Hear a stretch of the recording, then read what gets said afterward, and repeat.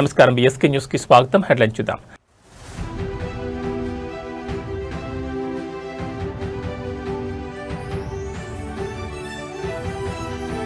ఖమ్మంలో హైడ్రామా, తెలంగాణ జాగృతి అధ్యక్షురాలు కవిత arrest.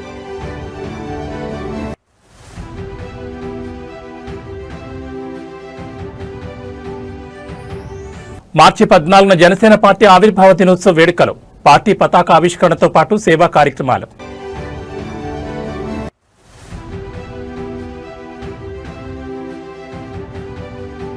Gandipet Golconda resorts లో బీఆర్ఎస్ కీలక వర్క్ షాప్ ప్రారంభం.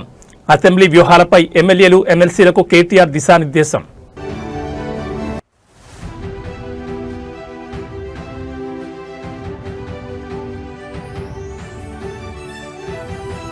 రికవరీ బాటలో దేశీయ స్టాక్ మార్కెట్లో సెన్సెక్స్ 400 పాయింట్ల జంప్.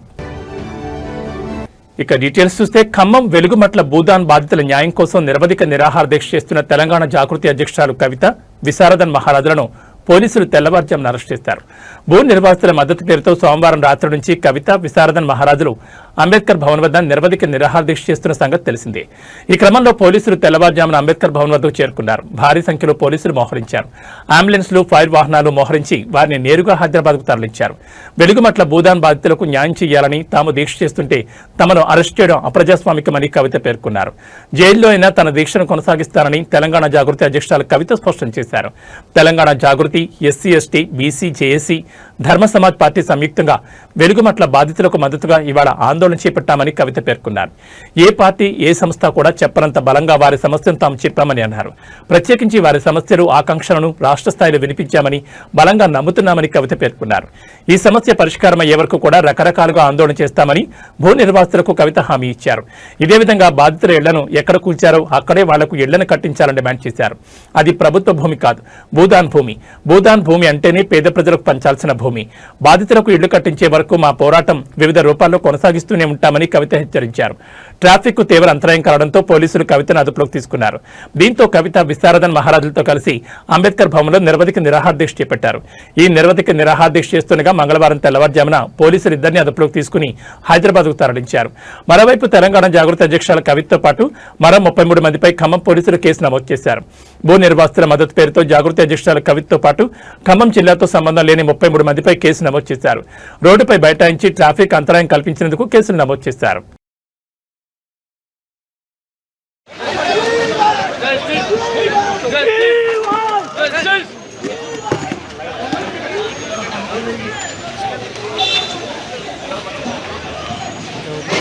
తెలంగాణ రాజకీయ యువనికపై కొత్త మార్పులు చోటు చేసుకుంటున్నాయి. రాష్ట్ర నూతన గవర్నర్ శివప్రతాప్ శుక్లా నేడు భాగ్యనగరంలో అడుగుపెట్టనున్నారు.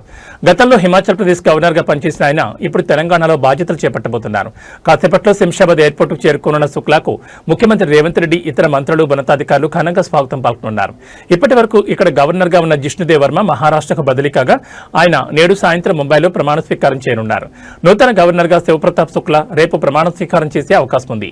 ఈ నియామకం రాష్ట్ర అసెంబ్లీ బడ్జెట్ సమావేశాల వేళ అత్యంత ప్రాధాన్యత సంతరించుకుంది. మార్చి 16వ తేదీ నుంచి ప్రారంభం కానున్న అసెంబ్లీ సమావేశాల్లో తొలి రోజున ఉభయ సభలను ఉద్దేశించి ఆయన ప్రసంగిస్తారు. ఉత్తరప్రదేశ్ చెందిన శుక్లాకు రాజకీయాల్లో సుదీర్ఘ అనుభవం ఉంది. గతంలో కేంద్ర ఆర్థిక శాఖ సహాయ మంత్రిగా పనిచేసిన ఆయన సీనియర్ పార్లమెంటేరియన్ గా కూడా పేరు తెచ్చుకున్నారు.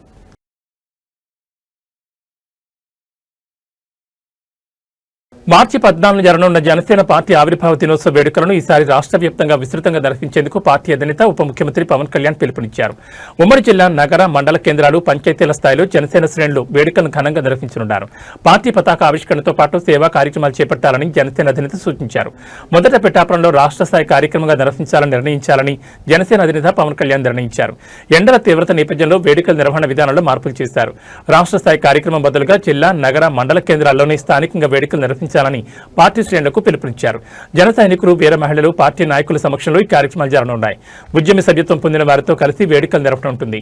పార్టీ సిద్ధాంతాలు, రాష్ట్ర అభివృద్ధి లక్ష్యాలను పవన్ ప్రజలకు వివరించనున్నారు.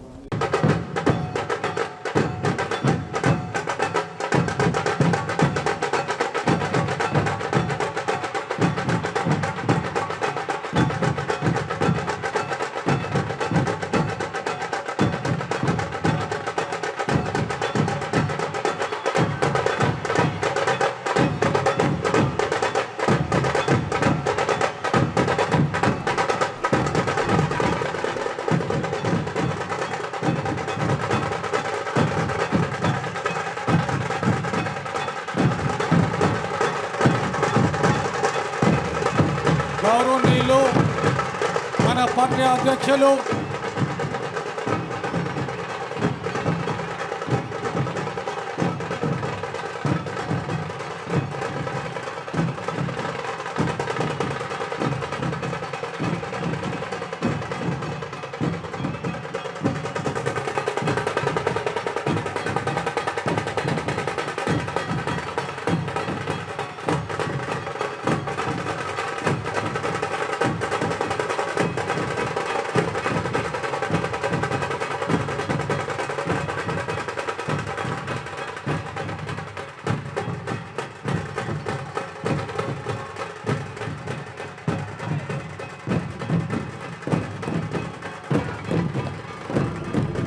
ఢిల్లీ మద్యం కేసులో రౌజ్ రెవెన్యూ సిబిఐ ప్రత్యేక న్యాయస్థానం ఆమ్ ఆద్మీ పార్టీ అగ్రనేతలు అరవింద్ కేజ్రీవాల్, మనీష్ సిసోడియా, తెలంగాణ జాగృతి అధ్యక్షురాలు కె కవితతో పాటు మరో 20 మందికి విముక్తి కలిగించినప్పటికీ ఈడీ మాత్రం ఈ కేసును వదిలేలేదు. కేసుపై సిబిఐ న్యాయస్థానం ఇచ్చిన తీర్పును సవాల్ చేస్తూ దర్యాప్తు సంస్థ ఈడీ మరోసారి ఢిల్లీ హైకోర్టును ఆశ్రయించింది. దర్యాప్తు సంస్థ అప్పీలును స్వీకరించిన హైకోర్టు సోమవారం విచారణ ప్రారంభించింది. ఈ కేసు దర్యాప్తు చేసిన సిబిఐ అధికారులపై శాఖాపరమైన విచారణ చేపట్టాలని, వారిపై తగిన చర్యలు తీసుకోవాలని ట్రయల్ కోర్టు న్యాయమూర్తి జితేంద్ర ప్రతాప్ సింగ్ జారీ చేయగా దానిపై స్టే ఇచ్చింది. సిబిఐ తరపున సొలిసిటర్ జనరల్ తుషార్ మెహతా తన వాదనలు వినిపించగా దాన్ని పరిశీలించిన హైకోర్టు న్యాయమూర్తి జస్టిస్ స్వర్ణకాంత్ శర్మ మధ్యంతర ఉత్తర్వులు జారీ చేశారు. కాగా ఈ సందర్భంగా పిటిషనర్ తరపు న్యాయవాది మాట్లాడుతూ ప్రతివాదులకు వ్యతిరేకంగా సమర్పించిన సాక్ష్యాధారాలను ట్రయల్ కోర్టు పరిగణలోకి తీసుకోలేదని వాదించారు. అదే సమయంలో దర్యాప్తు సంస్థకు వ్యతిరేకంగా ట్రయల్ కోర్టు న్యాయమూర్తి చేసిన వ్యాఖ్యల్లో నిజం లేదని పేర్కొన్నారు. అయితే సిబిఐ కేసులో నిందితులందరినీ డిశ్చార్జ్ చేస్తూ న్యాయస్థానం ఉత్తర్వులు ఇవ్వడం మూలంగా ఈ కేసుతో ముడిపడిన మనీ లాండరింగ్ కేసు దెబ్బతినే అవకాశం ఉందని, దానిపై స్టే ఇవ్వాలని కోరారు. ఆ వాదనలను పరిగణలోకి తీసుకున్న కోర్టు దర్యాప్తు సంస్థ దర్యాప్తు అధికారిపై ట్రయల్ కోర్టు జడ్జి చేసిన వ్యాఖ్యలపై స్టే విధించింది. హైకోర్టులో ప్రస్తుత విచారణ పూర్తయ్యేంత వరకు ఈడీ కేసుపై విచారణను వాయిదా వేస్తూ ట్రయల్ కోర్టుకు ఆదేశాలు జారీ చేసింది. కాగా తదుపరి విచారణను ఈ నెల 16వ తేదీకి వాయిదా వేసింది. కాగా ఈ కేసుపై దర్యాప్తు సంస్థ న్యాయవాది తుషార్ మెహతా హైకోర్టులో తన వాదనలు వినిపిస్తూ ఢిల్లీ మద్యం కేసు దేశ రాజధాని చరిత్రలో జరిగిన అతిపెద్ద కుంభకోణాల్లో ఒకటని వివరించారు. మద్యం విధానంలో తమకు అనుకూలమైన నిబంధనలు పొందుపరిచినందుకు నిందితులు ఆమ్ ఆద్మీ పార్టీకి చెందిన విజయ్ నాయర్కు 100 కోట్లు చెల్లించారన్నారు. ఇందులో 44.50 కోట్లు హవాలా రూపంలో బదిలీ చేయగా వాటిని గోవా ఎన్నికల్లో పార్టీ ఫండ్ కింద చెల్లించారని సిబిఐ శాస్త్రీయ ఆధారాలతో తేల్చిందన్నారు. అయినా ట్రయల్ కోర్టు న్యాయమూర్తి దీనిపై సరైన విచారణ చేయకుండా నిందితులందరినీ విడుదల చేశారని ఆరోపించారు. ఈ డిశ్చార్జ్ పిటిషన్లపై విచారణ పూర్తయిన కేవలం 12 రోజుల్లోనే ట్రయల్ కోర్టు జడ్జి 600 పేజీల తీర్పును వెలువరించడం విచిత్రంగా ఉందని తుషార్ మెహతా వాదించారు. అప్రూవర్లు ఇచ్చిన వాంగ్మూలాలను ప్రాథమిక దశలోనే మిగతా సాక్ష్యాధారాలతో సరిపోల్చి చూడాలని చెప్పడం న్యాయ సూత్రాలను తప్పుగా అన్వయించారని ఆయన తన వాదనలు వినిపించారు.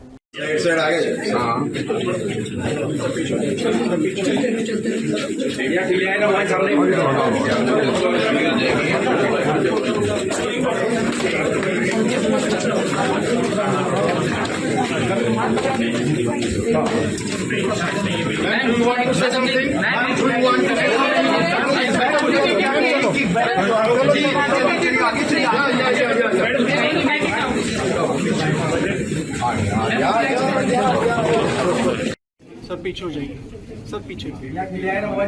अरे भाई पीछे हो जाओ, भाई पीछे हो जाओ।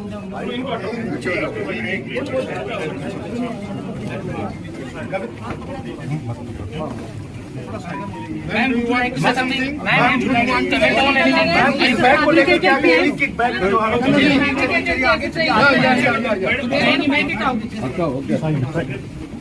Ma'am, would you like to say something? It's an illegal arrest. They're going to fight it out. Illegal arrest. जाती थी केजरीवाल भ्रष्ट है, केजरीवाल भ्रष्ट है।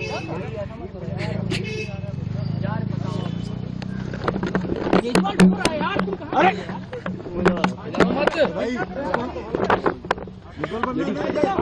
हो गए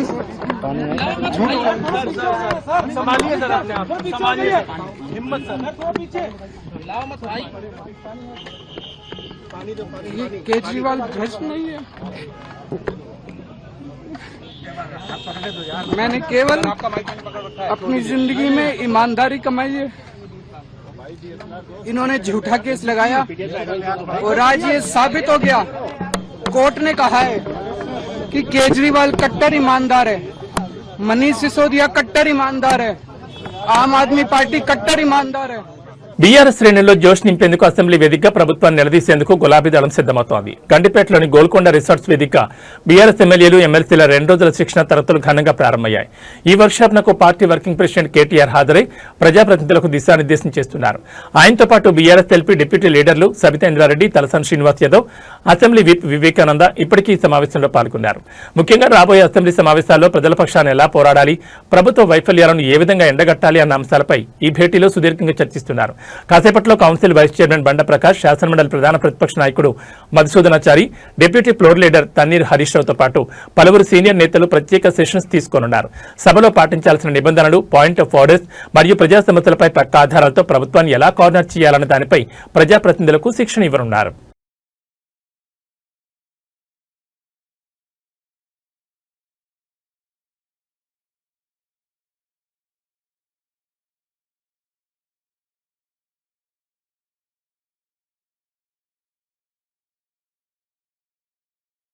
ఏపీలోని కదిరి నియోజకవర్గ రాజకీయాలు ఆసక్తికరంగా మారాయి. కదిరి లక్ష్మీ నరసింహస్వామి రథోత్సవం సందర్భంగా కూటమి మధ్య విభేదాలు బయటపడ్డాయి. కదిరి ఎమ్మెల్యే టీడీపీ నేత కందికుంట ప్రసాద్ ఆదేశాలతో పోలీసులు బీజేపీ నేత విష్ణువర్ధన్ రెడ్డిని అరెస్ట్ చేసినట్లు సమాచారం. ఈ రోజు ఉదయం తన అనుచరులతో నరసింహస్వామి రథోత్సవానికి వెళ్లేందుకు విష్ణువర్ధన్ సిద్దమయ్యారు. అంతకుముందే పోలీసులు ఆయన ఇంటికొచ్చారు. రథోత్సవానికి వెళ్లకూడదని హౌస్ అరెస్ట్ చేస్తున్నామని చెప్పారు. ఆయన రాకుండా ఉండాలని కందికుంట ప్రసాద్ ఆంక్షలు విధించినట్లు నియోజకవర్గంలో చర్చించుకుంటున్నారు. రథోత్సవం వద్ద ఉద్రిక్తలు తలెత్తే అవకాశం ఉందని ముందస్తు చర్యల్లో భాగంగా పోలీసులు విష్ణువర్ధన్ అరెస్ట్ చేశారు. దీనిపై ఎమ్మెల్యే కందికుంట ప్రసాద్ స్పందించారు. కదిరిలో ఎలాంటి వివాదాలు లేవని ఆయన స్పష్టం చేశారు. ఎమ్మెల్యే అయిన తానే రథం ఎక్కలేదని, ఎమ్మెల్యే అనే హోదాను తాను చూపించుకోవడం లేదని, ఎంతో తగ్గిముంటున్నారని ప్రకటించారు. చిన్న మనస్తత్వం ఉన్న వాళ్లే వివాదం సృష్టిస్తున్నారని, వారి సంగతి దేవుడే చూసుకుంటారని వెల్లడించారు.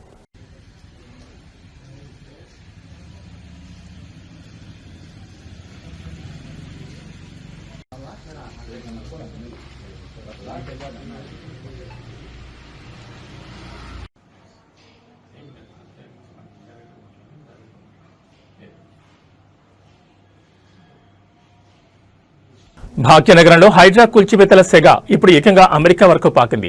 నిన్నటి వరకు సామాన్యులు, విపక్ష నేతలు గళమెత్తగా ఇప్పుడు ఏకంగా అధికార కాంగ్రెస్ పార్టీకి చెందిన ఓవర్సీస్ మహిళా నేత తన గోడును వెళ్లబోసుకున్నారు. హైదరాబాద్లోని గుండ్లపోచంపల్లిలో ఉన్న తన ఇంటిని హైడ్రా అధికారులు అన్యాయంగా కూల్చేశారంటూ ఆమె ముఖ్యమంత్రి రేవంత్ రెడ్డికి విజ్ఞప్తి చేశారు. ఇండియన్ ఓవర్సీస్ కాంగ్రెస్ లో కీలక బాధ్యతల్లో ఉన్న సదరు మహిళా నేత తన ఇంటి కూల్చివేతపై తీవ్ర దిగ్భ్రాంతిని వ్యక్తం చేశారు. తమ ఇల్లు ఎలాంటి ఎఫ్టీఎల్ పరిధిలో గానీ, బఫర్ జోన్ పరిధిలో గానీ లేదని, ఎవరి స్థలాన్ని కూడా తాము ఆక్రమించలేదని ఆమె స్పష్టం చేశారు. అధికారులు కనీసం వివరణ ఇచ్చే అవకాశం కూడా ఇవ్వకుండా కేవలం సీఎంఓ నుంచి ఆదేశాలు వచ్చాయన్న సాకుతో కూల్చివేతలు చేపట్టారని ఆమె ఆరోపిస్తున్నారు. ఈ ఘటనతో తన వృద్ధులైన తల్లిదండ్రులు తీవ్ర భయాందోళనకు గురయ్యారని, ఆ షాక్తో ప్రస్తుతం వారు ఆసుపత్రి పాలయ్యారని ఆమె ఆవేదన వ్యక్తం చేశారు. సొంత పార్టీ నేతలే ఈ స్థాయిలో గళమెత్తడం ఇప్పుడు రాజకీయ వర్గాల్లో హాట్ టాపిక్ గా మారింది. మరి ఈ వ్యవహారంపై ప్రభుత్వం లేదా హైడ్రా అధికారులు ఎలా స్పందిస్తారో వేచి చూడాలి.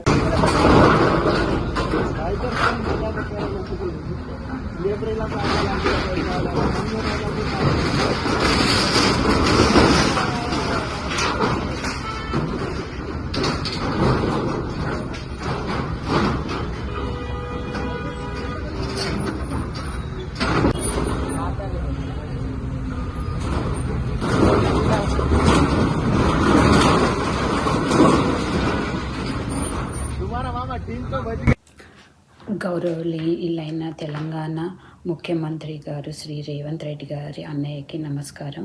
అండ్ మరియు తెలంగాణ ప్రజలకు అందరికీ నేను నమస్కారం చెప్పి నేను రిక్వెస్ట్ చేస్తున్నాను, నాకు హెల్ప్ చేయాలని. నాది బ్యాక్ హోమ్ గ్రామం వచ్చి గుండ్లపోచంపల్లి, మేడ్చల్, మల్కాజ్గిరి. అండ్ నేను యుఎస్లో ఉంటాను. ఫర్ ద పాస్ట్ 24 years నుంచి యుఎస్లో ఉంటున్నాను. మా గుండ్లపోచంపల్లిలో నిన్న ఫ్రమ్ జిహెచ్ఎంసీ మేడ్చల్ ఆఫీస్ నుంచి ఏసీపీ సుకన్య గారు జేసీపీ తీసుకొని మనుషుల్ని, పోలీసుల్ని తీసుకొని వచ్చి సడన్గా మాకు టైం ఇవ్వకుండా కొంతమంది సెలెక్టెడ్గా కొన్ని కుటుంబాలది ఇల్లులు permanent structure with no intimation, no permission వచ్చేసి జేసీపీతో డిస్మాంటిల్ చేసేసారు. దీనివల్ల మా ఇంట్లో మా అమ్మ, మా నాన్న వృద్ధులు, వాళ్ళు 75-80 years old ఉంటారు. అండ్ ఈ సడన్గా చూసేసి మా మదర్ బ్రీత్లెస్ అయిపోయారు అండ్ హాస్పిటలైజ్ అయిపోయారు. అండ్ ఎందుకు ఇలా జేసీపీతో కూలగొడుతూ డెమాలిష్ చేస్తున్నారని అని అడగగా మీరు కోర్టుకు వెళ్ళండి, మాకు సీఎంఓ ఆఫీస్ నుంచి ఆర్డర్స్ ఉన్నాయని చెప్పేసి ఈ విధంగా జేసీపీతో ఎంతమంది రిక్వెస్ట్ చేసినా వినకుండా నాకు ఆర్డర్స్ ఉన్నాయని చెప్పేసి డెమాలిష్ చేసేసారు. మేము ఈ ఇల్లు 2002లో కట్టుకున్నాము. మెయిన్ రోడ్డుకి లేదు, మా పట్టా భూమిలో ఎఫ్టీఎల్లో కాదు, నాలాలో కాదు, 100 ఫీట్స్ అవే రోడ్ నుంచి మేము కట్టుకున్నాము. మేము ఎవరిది ఆక్రమించలేదు. అండ్ సడన్గా వచ్చేసి భయభ్రాంతులకు గురి చేశారు ఆ గ్రామంలో, గుండ్లపోచంపల్లి గ్రామంలో. సో ఏ విధంగా డిస్మాంటిల్ చేశారో మీరు చూడండి. ఈ విధంగా మా ఇంట్లో రేకులు కూర్చేస్తుంటూ పిల్లర్ని కూల్చేశారు. అండ్ మధ్యలో క్రాక్స్ పెట్టారు ఇంటికి. అండ్ ఎక్కడ పడితే అక్కడ వాళ్ళ పాపము కెమెరాలు ఉంటే, కాస్ట్లీ ఐటమ్స్ ఉంటే వాటిని మొత్తం డిస్మాంటిల్ చేసేశారు. ఆధ్యాత్మిక నగరం తిరుపతిలోని జాతీయ సంస్కృత విశ్వవిద్యాలయం ఒక్కసారిగా ఆందోళనతో దద్దరిల్లింది. క్యాంపస్లో కనీస సౌకర్యాలు కరువయ్యాయంటూ విద్యార్థులు కదం తొక్కారు. విశ్వవిద్యాలయ వైస్ ఛాన్సలర్ ఛాంబర్ ఎదుట బైఠాయించి భారీ ఎత్తున ధర్నా దిగారు. గత కొంతకాలంగా క్యాంపస్లో ఆహార నాణ్యత అత్యంత అధ్వానంగా ఉందని, పారిశుద్ధ్యం పూర్తిగా లోపించిందని విద్యార్థులు ఆరోపిస్తున్నారు. మెస్లో పెడుతున్న అన్నం తినలేకపోతున్నామని, అధికారులకు ఎన్నిసార్లు మొరపెట్టుకున్నా ఫలితం లేకపోవడంతో నేరుగా వీసీ కార్యాలయాన్ని ముట్టడించాను. తమ సమస్యలు తీరే వరకు కదిలేది లేదు, వీసీ వెంటనే బయటకు వచ్చి సమాధానం చెప్పాలంటూ విద్యార్థులు నినాదాలతో హోరెత్తిస్తున్నారు. అటు పారిశుద్ధ్య లోపంతో అనారోగ్యాల బారిన పడుతున్నామని విద్యార్థులు సైతం ఆవేదన వ్యక్తం చేస్తున్నారు. ప్రస్తుతం యూనివర్సిటీలో ఉద్రిక్త వాతావరణం నెలకొంది. మరి అధికారులు దిగొచ్చి విద్యార్థులకు హామీ ఇస్తారో లేదో చూడాలి.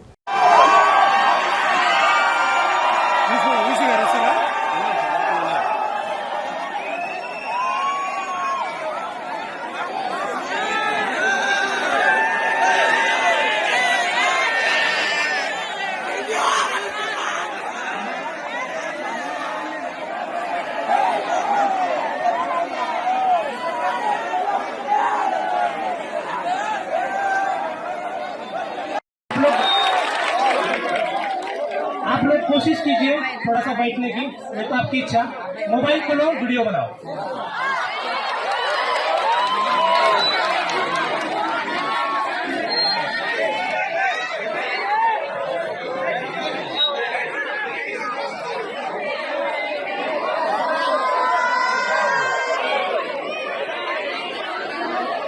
తెలంగాణ పోలీస్ నిరుద్యోగ జేఏసీ మిలియన్ మార్చ్ నేపథ్యంలో దిల్సుఖ్ నగర్ లో ఉద్రిక్త వాతావరణం నెలకొంది. 20,000 పోలీసు ఉద్యోగాలతో నోటిఫికేషన్ విడుదల చేయాలని డిమాండ్ చేస్తూ జేఏసీ నేడు నిరసనలకు పిలుపునిచ్చింది. సీఎం రేవంత్ రెడ్డి ఎన్నికలకు ముందు ఇచ్చిన హామీలను నిర్లక్ష్యం చేస్తున్నారని నిరుద్యోగులు ఆగ్రహం వ్యక్తం చేస్తున్నారు. ఉద్యోగ నోటిఫికేషన్తో పాటు వయోపరిమితిని 35 ఏళ్లకు పెంచాలని డిమాండ్ చేస్తున్నారు. దీంతో ముందస్తుగా దిల్సుఖ్ నగర్ లో పోలీసు బలగాలు భారీగా మోహరించాయి. పలువురిని ముందస్తు అరెస్టులు చేశారు.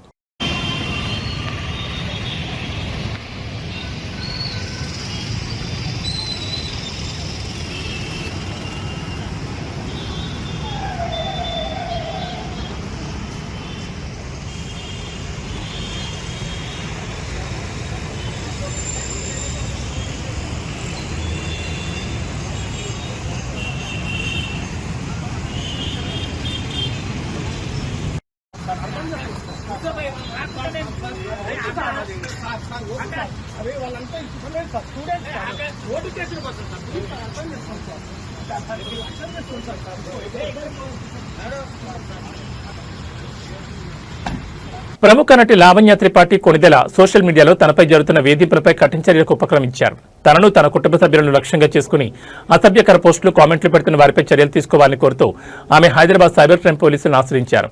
గత కొంతకాలంగా పర్పుల్ క్రేయాన్ 00 అనే ఇన్స్టాగ్రామ్ ఖాతా ద్వారా తన వ్యక్తిగత జీవితం, నైతిక విలువలను కించపరిచేలా పోస్టులు పెడుతున్నారని లావణ్య తన ఫిర్యాదులో పేర్కొన్నారు. అత్యంత అసభ్య పదజాలంతో కామెంట్లు చేస్తూ తన ప్రతిష్టకు భంగం కలిగించే ప్రయత్నం చేస్తున్నారని ఆమె పోలీసులకు వివరించారు. ఈ వేధింపులపై చట్టపరమైన చర్యలు తీసుకోవాలని, వివాదాస్పద పోస్టులను వెంటనే తొలగించాలని ఆమె కోరారు. లావణ్య ఫిర్యాదును స్వీకరించిన సైబర్ క్రైమ్ పోలీసులు కేసు నమోదు చేశారు. ఐటీ చట్టంలోని సెక్షన్ 67తో పాటు భారత న్యాయ సంహిత బిఎన్ఎస్లోని సెక్షన్లు 78, 79 కింద కేసు నమోదు చేసి దర్యాప్తు ప్రారంభించారు. సదరు ఇన్స్టాగ్రామ్ ఖాతాను నిర్వహిస్తున్న నిందితులను గుర్తించేందుకు సాంకేతిక ఆధారాలతో విచారణ జరుపుతున్నామని పోలీసులు తెలిపారు. అంతర్జాతీయంగా నెలకొన్న అనిశ్చిత నేపథ్యంలో రష్యా అధ్యక్షుడు వ్లాదిమిర్ పుతిన్ కు అమెరికా అధ్యక్షుడు డొనాల్డ్ ట్రంప్ ఫోన్ చేసి మాట్లాడారు. ఇరాన్ యుద్ధం, చమురు సరఫరాలో అంతరాయం, మధ్యప్రాచ్యంలో ఉద్రిక్తతలు మొదలైన విషయాలపై ఇరువురు నేతల మధ్య చర్చలు జరిగినట్లు రష్యా అధ్యక్ష కార్యాలయం క్రెమ్లిన్ వెల్లడించింది. ఇద్దరి మధ్య దాదాపు గంట పాటు చర్చలు జరిగినట్టు తెలుస్తోంది. ఉక్రెయిన్, రష్యా, అమెరికా త్రిముఖ చర్చల గురించి కూడా ఈ సంభాషణలో ప్రస్తావన వచ్చినట్లు సమాచారం. యుద్ధం కారణంగా తమ మిత్ర దేశమైన ఇరాన్ భారీగా నష్టపోతున్నట్లు పుతిన్ ఆందోళన వ్యక్తం చేశారని క్రెమ్లిన్ వెల్లడించింది. ఇరాన్తో జరుగుతున్న యుద్ధాన్ని త్వరగా ముగించేందుకు చర్యలు తీసుకోవాలని ట్రంప్నకు పుతిన్ సూచించారని తెలిపింది. యుద్ధం ముగింపునకు తీసుకోవాల్సిన దౌత్య చర్యలపై కొన్ని ప్రతిపాదనలను ట్రంప్నకు పుతిన్ సూచించినట్లు రష్యా విదేశాంగ సలహాదారు యూరీ ఉషాకోవ్ తెలిపారు. ఉక్రెయిన్, రష్యా యుద్ధం గురించి కూడా ట్రంప్, పుతిన్ మాట్లాడుకున్నట్లు యూరీ ఉషాకోవ్ తెలిపారు. ఉక్రెయిన్తో యుద్ధం ముగింపై అమెరికా ప్రతినిధులతో జరుగుతున్న ద్వైపాక్షిక చర్చల గురించి కూడా ట్రంప్, పుతిన్ మాట్లాడుకున్నారని పేర్కొన్నారు. కాగా ఇరాన్ నూతన సుప్రీం లీడర్తో పుతిన్ మాట్లాడారని, టెహ్రాన్కు రష్యా సంపూర్ణ మద్దతు ఉంటుందని తెలిపారని ఉషాకోవ్ వెల్లడించారు.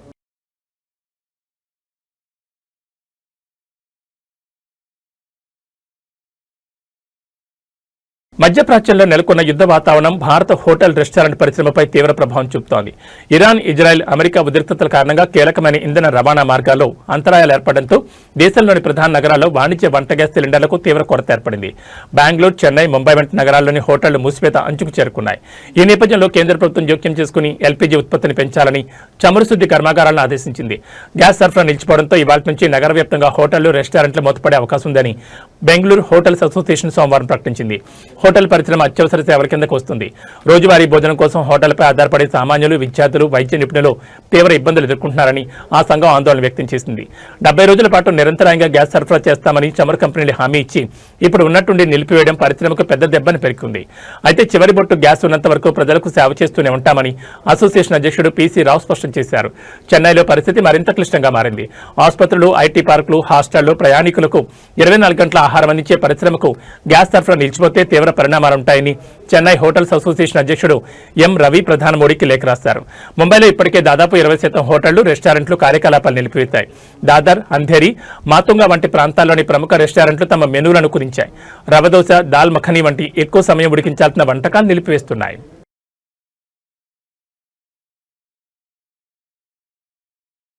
పెళ్లిళ్లు, శుభకార్యాల సమయాల్లో మళ్లీ బంగారం ధరలు షాకిచ్చాయి. పశ్చిమాసియా యుద్ధం కారణంగా గత కొద్ది రోజులుగా ధరలు తగ్గుముఖం పట్టాయి.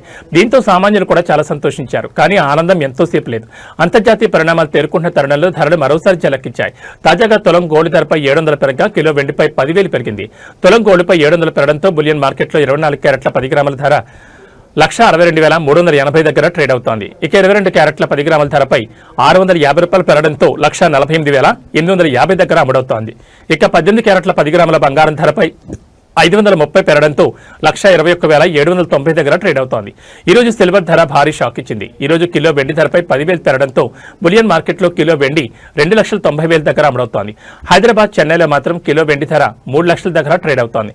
ఢిల్లీ, ముంబై, కోల్కతాలో కిలో వెండి 2,90,000 దగ్గర అమ్ముడవుతోంది. అమెరికా, ఇజ్రాయెల్ వర్సెస్ ఇరాన్ యుద్ధం కారణంగా స్టాక్ మార్కెట్లు గత కొద్ది రోజులుగా నష్టాల్లో కొనసాగుతున్నాయి. ఈ క్రమంలో సోమవారం కూడా భారీ నష్టాల్లో ముగిశాయి. కానీ గత సెషన్లో భారీ పతనంతో ఇన్వెస్టర్లను ఆందోళన గురిచేసిన భారతీయ స్టాక్ మార్కెట్లు నేడు ఉదయం నుంచే రికవరీ బాటపట్టాయి. అంతర్జాతీయ మార్కెట్ల నుంచి అందిన సానుకూల సంకేతాలతో పాటు కనిష్ట స్థాయిల వద్ద ఇన్వెస్టర్లు కొనుగోళ్లకు మొగ్గు చూపడం మార్కెట్లకు భారీ ఊతాన్నిచ్చింది. ప్రస్తుతం సెన్సెక్స్ 77,991 పాయింట్ల వద్ద ట్రేడ్ అవుతూ సుమారు 425 పాయింట్ల లాభంతో బలంగా కొనసాగుతోంది. అటు నిఫ్టీ కూడా తన కీలక స్థాయిలను తిరిగి పుంజుకుని 24,139.25 పాయింట్ల వద్ద ట్రేడ్ అవుతూ ఇన్వెస్టర్లలో ఆశలు చిగురింపు చేస్తోంది. నేటి మార్కెట్ గమనానికి ప్రధానంగా ఐటీ, బ్యాంకింగ్, ఫైనాన్షియల్ సర్వీసెస్ రంగాలు వెన్నుదన్నుగా నిలిచాయి. నిన్నటి భారీ నష్టాల తర్వాత నాణ్యమైన షేర్ల ధరలు ఆకర్షణీయంగా మారడంతో దేశీయ ఇన్వెస్టర్లు పెద్ద ఎత్తున కొనుగోలు చేపట్టారు. దీనికి తోడు అమెరికా, ఇతర ఆసియా మార్కెట్ల సానుకూల ధోరణి కూడా మన మార్కెట్లలో ఉత్సాహం నింపింది. ప్రస్తుత ట్రెండ్ కొనసాగితే మార్కెట్లు మరింత లాభాల్లో ముగిసే అవకాశం ఉందని విశ్లేషకులు భావిస్తున్నారు.